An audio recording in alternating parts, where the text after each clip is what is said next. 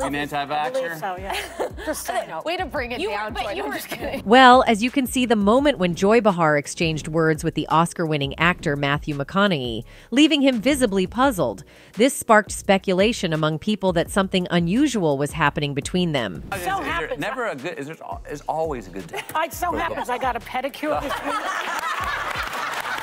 This incident harkened back to a situation in the 2000s when Matthew had massaged Joy's foot. This time, she unexpectedly placed her foot in front of him for a massage. Moreover, there was another tense moment that unfolded during this interaction. Me in politics is to give you a direct statement right there is be playing a game that I'm not interested in playing. Okay. To give you a direct statement right there. This argument sparked numerous speculations, primarily centering around allegations of Joy's negative behavior and rudeness on the set. So, let's delve into what transpired between the two of them. The situation unfolded when the Oscar-winning star apparently made an appearance on the long-running talk show to promote his new book, Just Because. During his visit, McConaughey decided to give Behar a foot massage. However, this peculiar moment occurred after the 80-year-old's co-host reminded viewers of the first time the actor massaged Behar's foot back on the March 10, 2006 episode of the series. Almost 2 decades ago, McConaughey had rubbed Behar's feet while they were resting on co-host Elizabeth Hasselbeck's lap. Oh, baby. Just start rubbing and all that. And every sister-in-law, Reportedly, McConaughey then took Behar's feet into his hands, right at the Hot Topics table. Behar described the 2006 foot massage as a highlight of her life, while McConaughey massaged her toes. 2006, you gave our very own Joy Behar a foot massage. A highlight in my life. The Oscar winner immediately went to work, sharing a personal anecdote about his father's history with massaging his dates as he began rubbing her foot. People suggested that it may not have been a highlight for Matthew, as he appeared visibly uncomfortable throughout the entire foot massage. My father just used to do this. It's very disarming. Oh, it's very disarming. All right, well, Joy's getting her feet rubbed. Wait, the other one. All right. When Matthew watched the clip, he said, "Now you know where I got this from. This is my dad's trick." Behar mentioned that she had gotten a pedicure specifically for his appearance. The Hollywood star added, "Now, if you remember what that was inspired from, my dad would do this. I've got 2 older brothers. Every time we had a date come over, we noticed they'd come over earlier and earlier. We're going out at 8 and they'd show up at 7. Who's sitting on the couch getting a foot rub? Your date. My dad would always give me a foot rub."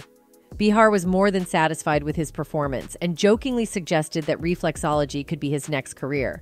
But some people suggested something else. One of them wrote, "That foot rubbing was weird and low-key sexual harassment by Joy. Just because she's a female doesn't mean she can get away with that, because if it was the opposite way around, the male would get in trouble. Also, Matthew is married, so why would Joy try to make a married man rub her feet? His wife might not be cool with that." Anyways, it was Whoopi Goldberg who tried to segue into the next topic by saying, "I'm just going to let all of that go by." However, it wasn't all happy memories and relaxing foot rubs during McConaughey's appearance.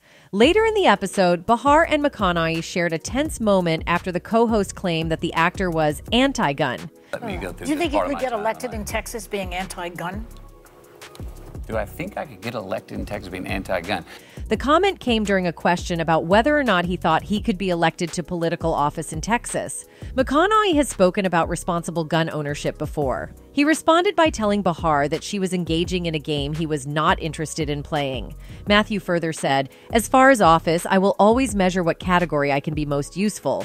He further asked Joy that she really thinks he could have been selected in Texas for anti-gun. This appeared to hit a nerve for McConaughey, who pondered the question for a moment before pointing his finger at Behar.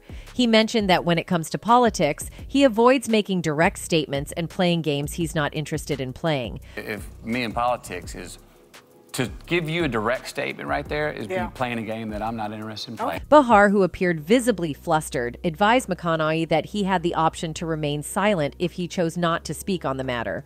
The show then went to a commercial break, and upon its return, the co-host briefly revisited the topic of McConaughey's stance on guns. You a direct statement right there. But what is going to happen? Upon returning from a commercial break for a segment that unveiled a wax figure resembling McConaughey, co-host Sunny Hostin broached the topic once more. "I did want to say that I've done a lot of research in terms of your advocacy, and I don't know that you're anti-gun. I think you're pro-gun responsibility and legislation," Hostin said. The panelists then proceeded to unveil the wax figure. The connection between this matter and Matthew McConaughey is that he has been an advocate for gun reform.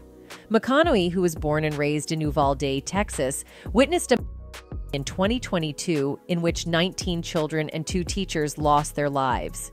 Following this tragedy, he visited the White House to appeal to both Democrats and Republicans for gun reform. We want secure and safe schools, and we want gun laws that won't make it so easy for the bad guys to get these damn guns. During this visit, McConaughey expressed strong emotions and argued that the Second Amendment was being exploited by deranged individuals, stating that responsible gun owners were becoming frustrated with the situation. McConaughey's stance on gun reform suggests that he may not support extremely strict control measures advocated by far-left individuals like Behar. These are the same green Converse on her feet that turned out to be the only clear evidence that could identify her after the shooting. How about that? Therefore, it's understandable that he objected to being labeled as anti-gun.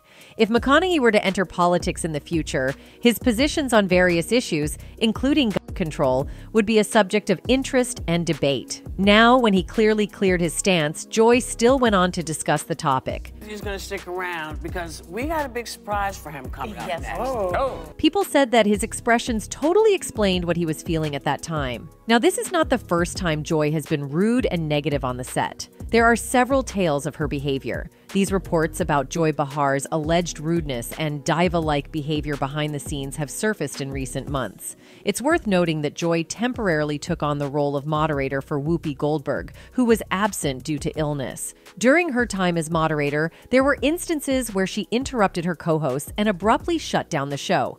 The ABC show shared a comparison photo on Instagram featuring Joy Behar wearing the same suit, with the pictures taken 20 years apart. The first photo was captured in 2004, while the second one was from the show's November 10th broadcast. Aside from the shoes being different, the photos were remarkably similar. I am. I feel better. My stomach just settled down. It's the Pepto-Bismol look of the year. Fans couldn't help but notice that she hasn't aged a day, and even her View co-hosts were impressed by the fact that she still fits into the same suit after 2 decades. During the live show, Joy revealed that she has a special closet for designer items. "I'm a little grouchier. Noises annoy me more," Joy Behar said. "I've always been a little grouchy. It's always been my personality. I believe that negativity is funny. Positivity is not funny." Joy Behar's co-host shared a laugh and expressed agreement with her, indicating that she was sincere in her comments about her special closet for designer items. Well, critics have noticed her behavior since ages. One of them wrote, "What amazes me day by day on this show is that Joy and Whoopi don't even realize how much of hypocrites they truly are. I'd be willing to bet that they actually think they've never been hypocritical even one time. But that's to show you how far out of depth they truly are. They can't see beyond their own bias." Another one wrote, "I've never liked The View. Joy, is it rude that we have enough rudeness in the world without turning on TV and seeing them arguing? I don't like any of them. Shut it down." Insiders also claimed that Joy Behar displayed diva-like behavior and gave the cold shoulder to others. This behavior emerged alongside rumors of her allegedly snapping at a crew member. Fans observed a negative demeanor from Joy during a game of the $100,000 Pyramid with guest Michael Strawn and co-host Sarah Haynes. What's his name that does this? It's a Mania, WrestleMania. Yeah, that's it. She frequently made sarcastic jokes and stuck out her tongue during the game. Additionally, Joy appeared frustrated when Sarah didn't guess the correct answers. The opposing team didn't perform well in the game either. Some fans noticed that Sunny gave Alyssa a side eye at one point, highlighting their past feuds on the talk show. Fun in the sun. Okay. Let's put 30 seconds on the clock. Ready?